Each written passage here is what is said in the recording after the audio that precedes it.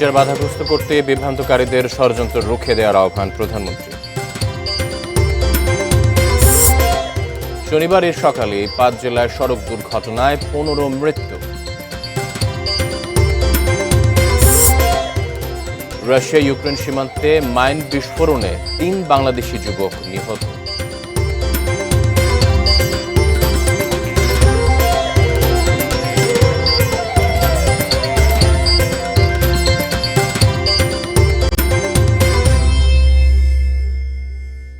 সবাইকে স্বাগত এটি নিউজে।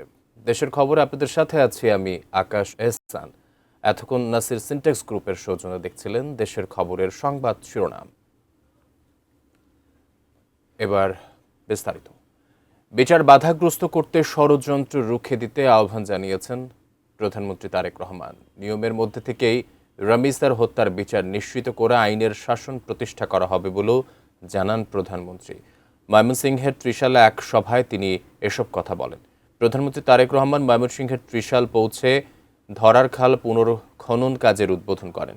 এরপর বিকেলে নজরুল মঞ্চে জাতীয় কবির জন্মজয়ন্তী উপলক্ষে 3 দিনের অনুষ্ঠান উদ্বোধন করবেন। 2 দশক পর জাতীয় কবি কাজী নজরুল ইসলামের বাল্যস্মৃতি বিজড়িত ত্রিশালে অনুষ্ঠিত হচ্ছে জন্মজয়ন্তীর রাষ্ট্রীয় আয়োজন। এরপর ত্রিশাল নজরুল অডিটোরিয়ামে ময়মনসিংহ উত্তর, দক্ষিণ ও মহানগর বিএনপির সভায় যোগ দেবেন দলের চেয়ারম্যান তারেক রহমান।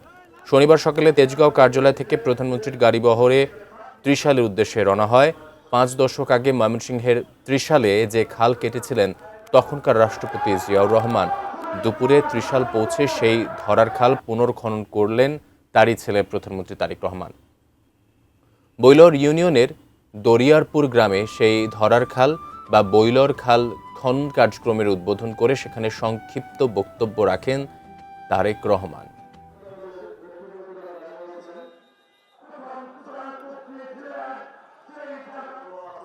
3-4 দিন আগে ঢাকায় একটি অত্যন্ত অন্যায়, অত্যন্ত দুঃখজনক একটি হৃদয় বিদারক একটি ঘটনা ঘটেছে। একটি ছোট্ট বাচ্চাকে কিভাবে হত্যা করা হয়েছে দেখেছেন। এখন আমরা প্রথম থেকে বলে এসেছি যে আইনের দৃষ্টিতে কোনো ব্যক্তি যদি অপরাধ করে তার শাস্তি পেতে হবে।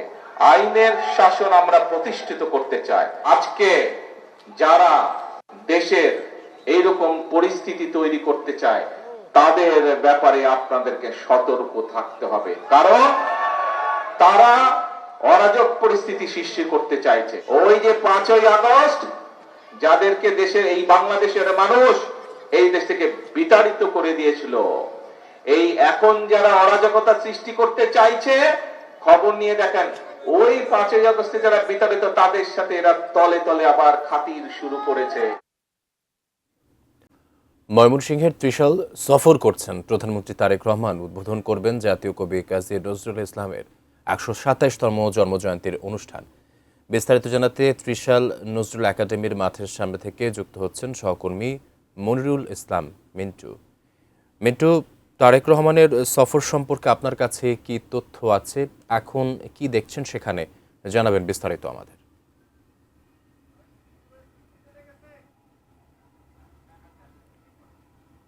দ্বিতীয়টি চলছে, যেখানে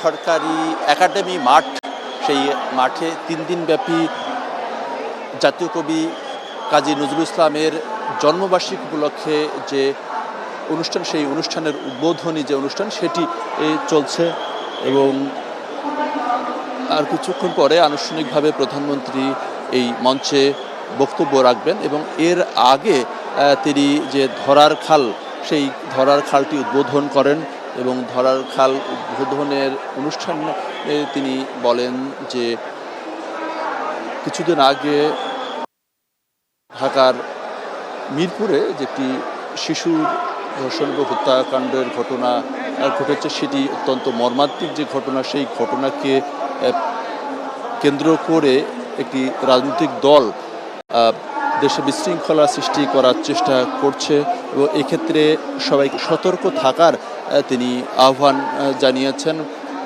আর 1979 সালে তার পিতা জিয়াউর রহমান সেই ধরার খালটি উদ্বোধন করেছিলেন এবং সেই 47 বছর পরে যেন এই এলাকাবাসীর কাছে সেই স্মৃতি ফিরে এসেছে। আর এখন যে অনুষ্ঠান চলছিলাম, যেটা বলছিলাম যে কাজী জাতীয় কবি নজরুল ইসলামের স্মৃতি বিজড়িত ময়মনসিংহের ত্রিশাল, যে ত্রিশালে তিনি 1914 সালে এসেছিলেন এবং এসে সপ্তম শ্রেণীতে ভর্তি হয়েছিলেন এবং প্রায় 1.5 বছর তিনি এই ত্রিশালে ছিলেন। সেই ত্রিশালে জাতীয় কবির স্মৃতি বিজড়িত যে স্থানগুলো রয়েছে সেগুলোকে সংরক্ষণ করা, এর পাশাপাশি এই ত্রিশালের মানুষের কিন্তু একটি দীর্ঘদিনের দাবি ছিল যে জাতীয় কবির যে জন্মবার্ষিকী যে অনুষ্ঠান সেটি যেন জাতীয়ভাবে পালন করা হয়। 2006 সালে সর্বশেষ জাতীয়ভাবে পালন করা হয়েছিল এবং এরপরে কিন্তু স্থানীয়ভাবে পালন হলেও জাতীয়ভাবে এই দিবসটিকে এই ময়মনসিংহে পালন করা হয়নি। ফলে নতুন সরকার গঠনের পর প্রধানমন্ত্রী যে 3 মাসের মধ্যেই এই ময়মনসিংহে 30 সালে এলেন এবং 3 দিনের এই যে জন্মবার্ষিকীর যে অনুষ্ঠান সেটি উদ্বোধন করবেন আর কিছুক্ষণের মধ্যেই। এবং এরপরে তার আরেকটি কর্মসূচি রয়েছে, সেটি হচ্ছে যে জেলার ময়মনসিংহের উত্তর, দক্ষিণ এবং মহানগরের নেতাদের নিয়ে একটি দলীয় সভা রয়েছে। তো সব কিছু মিলিয়ে বলা যায় যে প্রধানমন্ত্রীর এই আজকের আগমনকে কেন্দ্র করে দারুণভাবে উজ্জীবিত উৎফুল্ল এই ময়মনসিংহের যে ত্রিশালের মানুষ। তারা একদিকে যেমন জাতীয় কবির যে ক্ষেত্রে আরও গবেষণা হবে, তার স্মৃতি বিজড়িত স্থানগুলোকে ঠিকমতো সংরক্ষণ করা হবে, এর পাশাপাশি খাল খনন সহ অন্যান্য যে কর্মসূচির মাধ্যমে এই ত্রিশালের উন্নয়ন হবে এমনটি প্রত্যাশা করছেন। ধন্যবাদ আপনাকে। দর্শক, আমাদের সাথে যুক্ত ছিলেন মিন্টু, জানাচ্ছিলেন প্রধানমন্ত্রী তারেক রহমানের ময়মনসিংহ সফর সম্পর্কে বিস্তারিত সর্বশেষ।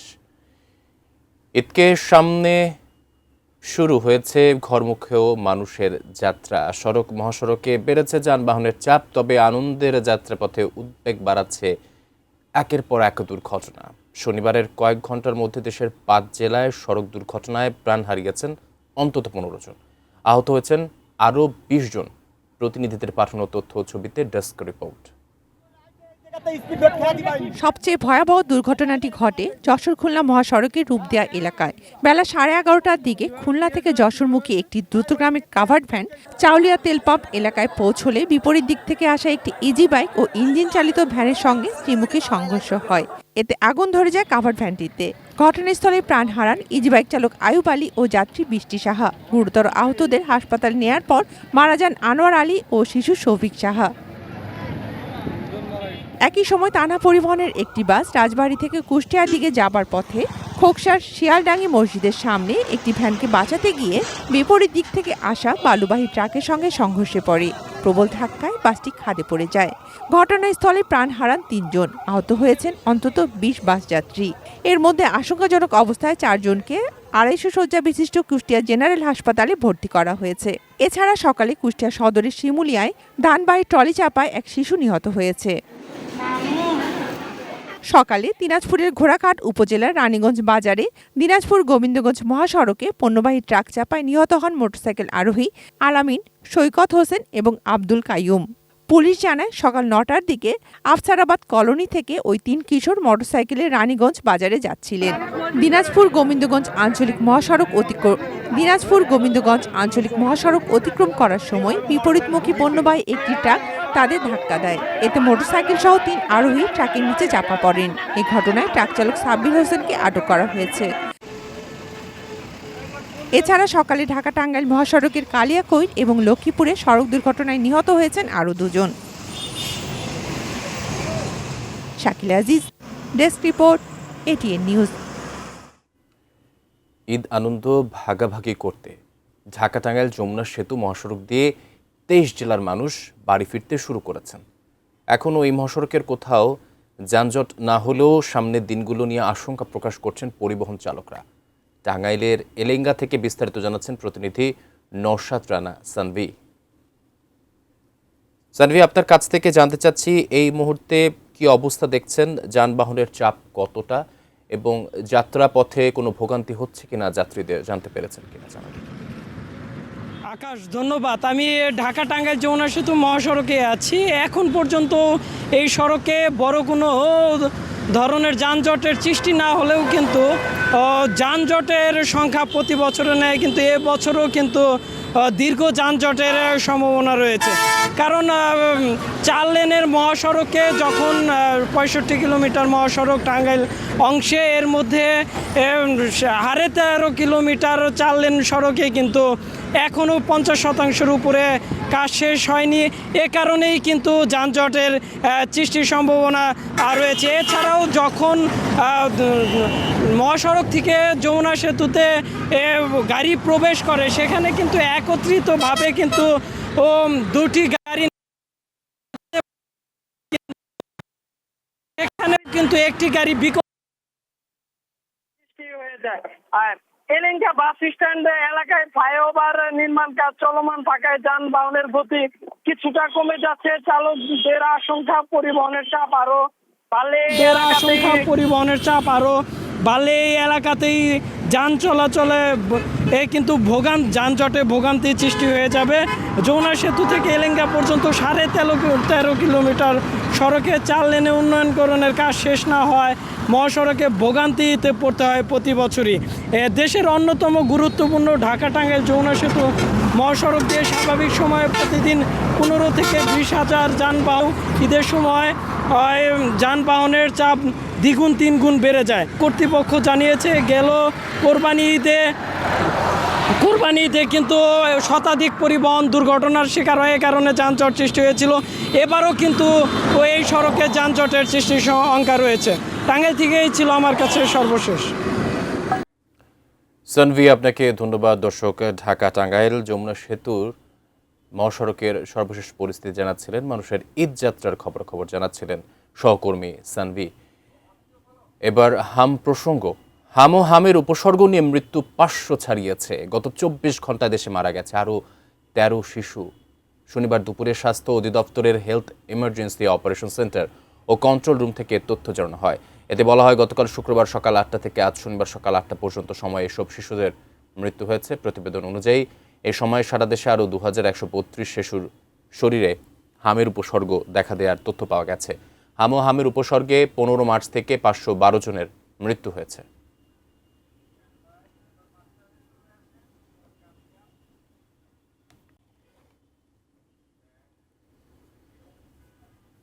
দর্শক, এ পর্যায়ে নিচ্ছি ছোট্ট একটি বিরতি। ফিরে এসে আরও যা থাকছে বায়াজিৎ স্টিল বিরতির সংবাদ।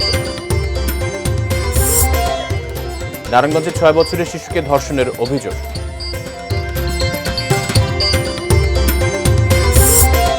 রংপুরের ব্যতিক্রম ধর্মী আবাসিক হোটেল, স্বল্প খরচে গরু রাখার নিরাপদ ব্যবস্থা।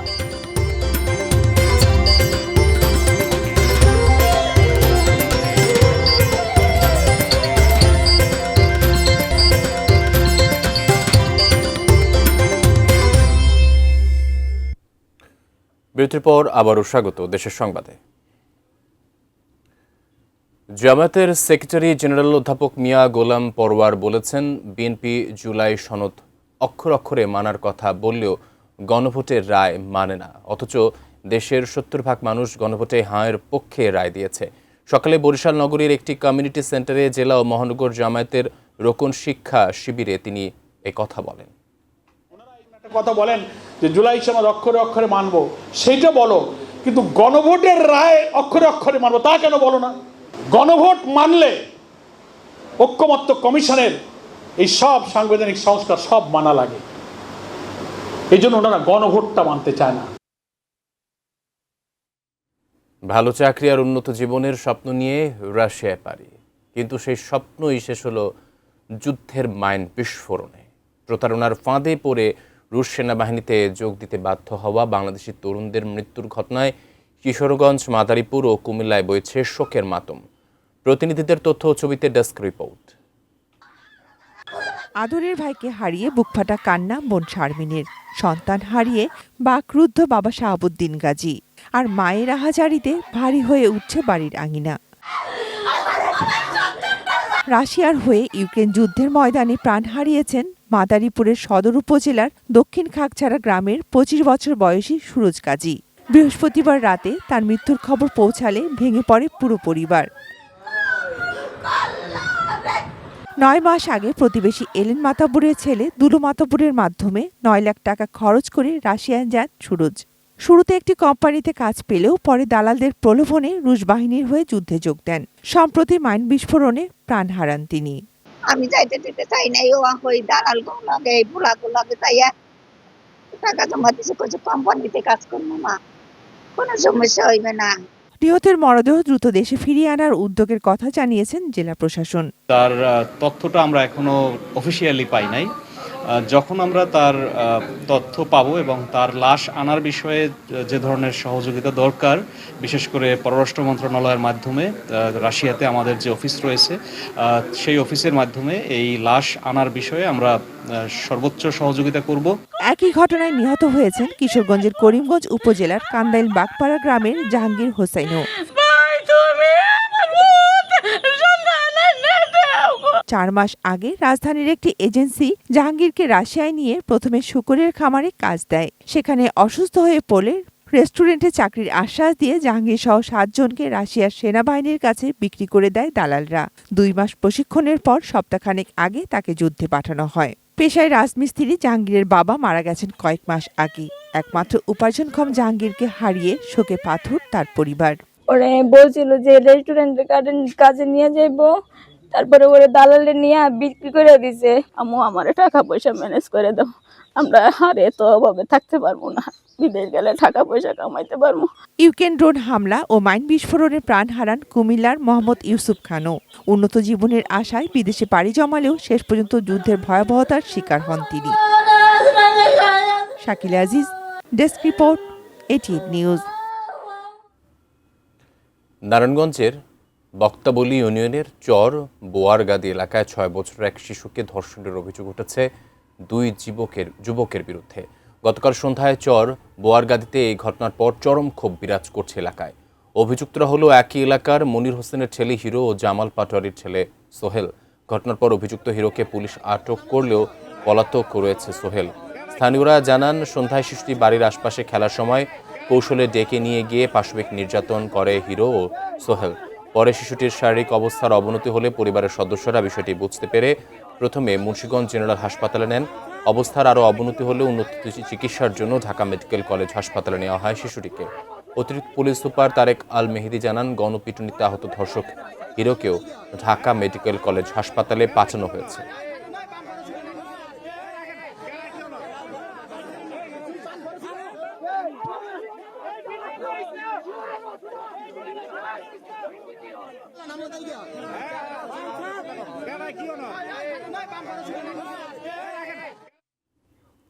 দেশের খবরে এ পর্যায়ে নিচ্ছে একটি বিরতি, সাথেই থাকুন।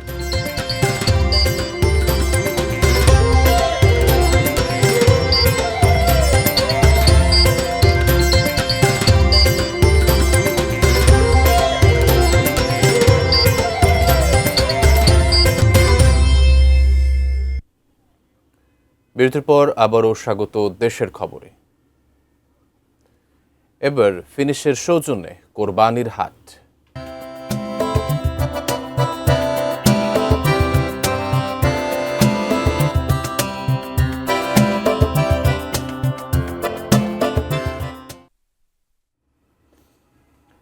রংপুরে গড়ে উঠেছে এক ব্যতিক্রমধর্মী আবাসিক হোটেল। হোটেলটি মানুষের জন্য নয়, গরুর জন্য, যেখানে রয়েছে অল্প খরচে নিরাপদে গরু রাখার ব্যবস্থা। রংপুর সহ আশপাশের জেলার হাটগুলো থেকে ব্যবসায়ীরা গরু কিনে দেশের বিভিন্ন জেলায় যাওয়ার সময় এখানে নিশ্চিন্তে রাত কাটান। রংপুর থেকে মনিরুজ্জামানের ছবি ও প্রতিনিধি শাহরিয়ার মিমের তথ্যে ডেস্ক রিপোর্ট।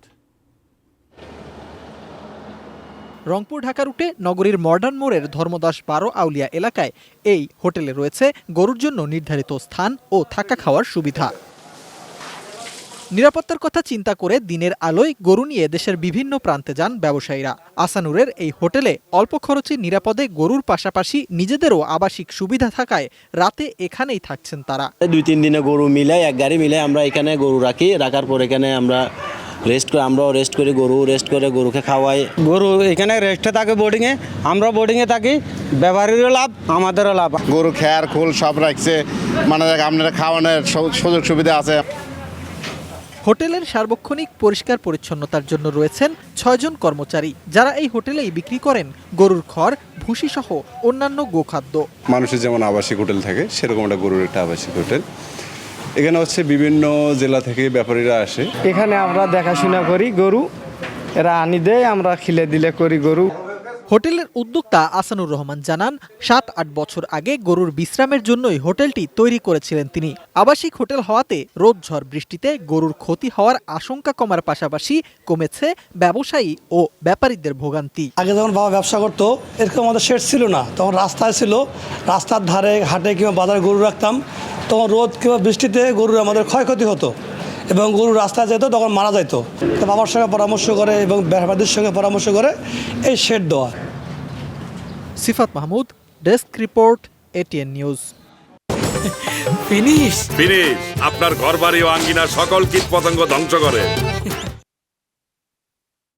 দর্শক, এই ছিল দেশের খবরে। কাল আবার দেখা হবে ঠিক এই সময়ে। সাথে থাকার জন্য ধন্যবাদ।